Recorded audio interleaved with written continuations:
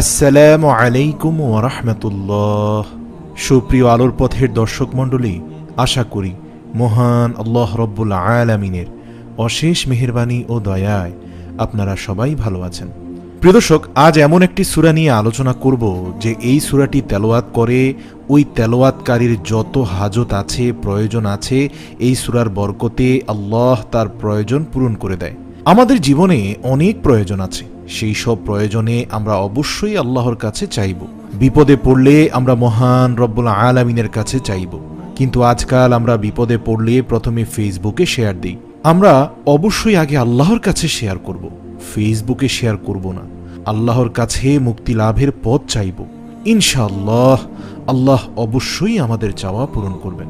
রাসূলুল্লাহ সাল্লাল্লাহু আলাইহি ওয়াসাল্লাম বলেছেন, সূরাতুল কারিয়াহ মানুষের হাজত পূরণ করে দেয়।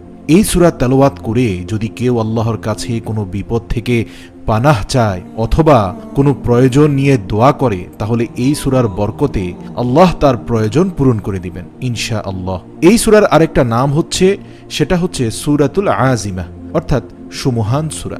এই আজিম আর আজিমা এই শব্দ দুইটা অনেক দামি। আল্লাহ যে কোনো জায়গায় এই শব্দগুলো ব্যবহার করেন নাই। রাসূল সাল্লাল্লাহু আলাইহি সাল্লামের চরিত্রের উপমা দিতে গিয়ে আল্লাহ রাব্বুল আলামিন এই আজিম শব্দ বলেছেন। আল্লাহ তাআলা বলেন, হে নবী, সাধারণ কোনো চরিত্র আমি আপনাকে দেই নাই, আপনাকে আমি দিয়েছি আজিমুশ-শান একটা চরিত্র। অর্থাৎ আপনাকে আমি সাধারণ চরিত্র দিয়েছি, সুমহান চরিত্র দিয়েছি। আবার আল্লাহ নিজের পরিচয় দিতে গিয়েও এই আজিম শব্দ ব্যবহার করেছেন। আকাশ জমিনের নিয়ন্ত্রণ করতে গিয়ে আল্লাহ কখনো ক্লান্ত হয় না, কারণ তিনি হচ্ছেন আল আলিয়ুল আজিম। তাহলে নবীর চরিত্রের ক্ষেত্রে আজিম, আল্লাহর নিজের সত্তার ক্ষেত্রে আল্লাহ বলেন আজিম। আবার আল্লাহ তাআলা পবিত্র কোরআনেও আজিম বলেছেন। আল্লাহ বলেন, হে নবী, আমি আপনাকে নিত্য পাঠনীয় শব্দ বাক্য সূরাতুল ফাতিহা দিয়েছি, সাথে সাথে কোরআনে আজিম দান করেছি। সুবহানাল্লাহ। প্রিয় দর্শক, সূরাতুল ইয়াসিন এই সূরা যেহেতু দামি, তাই এই সূরাটাও আজিমা। এটা সুমহান সূরা, এটা যেন তেন সূরা নয়, এটা কোরআনের কলব, কোরআনের হার্ট। এই সূরার আরেকটা নাম হলো সূরাতুল মুয়াম্মা। সূরাতুল মুয়াম্মা এটা দ্বিতীয় অর্থ। একটি অর্থ হচ্ছে এটা বরকত সবার জন্য, এটার আরেকটি অর্থ হচ্ছে যে এই সূরা শত্রুকে অন্ধ করে দেয়। কেউ যদি শত্রুর কবলে পড়ে অথবা বিপদে পড়ে এই সূরার প্রথম 9টি আয়াত তেলাওয়াত করেন, তাহলে আল্লাহ শত্রুর চোখ অন্ধ করে দিবেন ইনশাআল্লাহ। রাসূল সাল্লাল্লাহু আলাইহি ওয়াসাল্লাম যখন মক্কা থেকে মদিনায় যায় হিজরতের সময়, রাসূল সাল্লাল্লাহু আলাইহি ওয়াসাল্লাম সূরা ইয়াসিনের প্রথম 9 আয়াত তেলাওয়াত করলেন। তেলাওয়াত করে আল্লাহর নাম নিয়ে ঘর থেকে বের হলেন। কাফেররা রাসূল সাল্লাল্লাহু আলাইহি ওয়াসাল্লামের আশেপাশেই ঘুরছিল, কিন্তু রাসূল সাল্লাল্লাহু আলাইহি ওয়াসাল্লামকে দেখে না।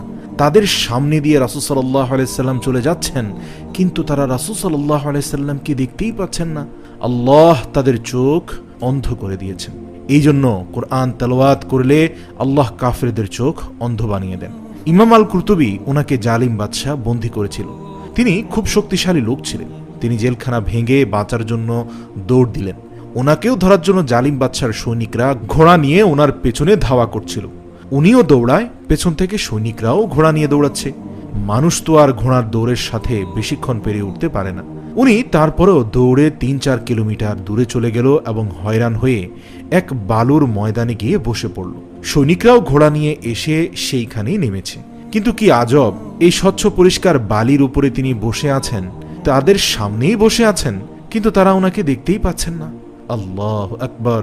কারণ তিনি বালুতে বসে পড়েই সূরা ইয়াসিনের প্রথম 9 আয়াত পড়তে শুরু করেছিলেন, যার কারণে আল্লাহ সৈনিকদের চোখ অন্ধ করে দিয়েছেন।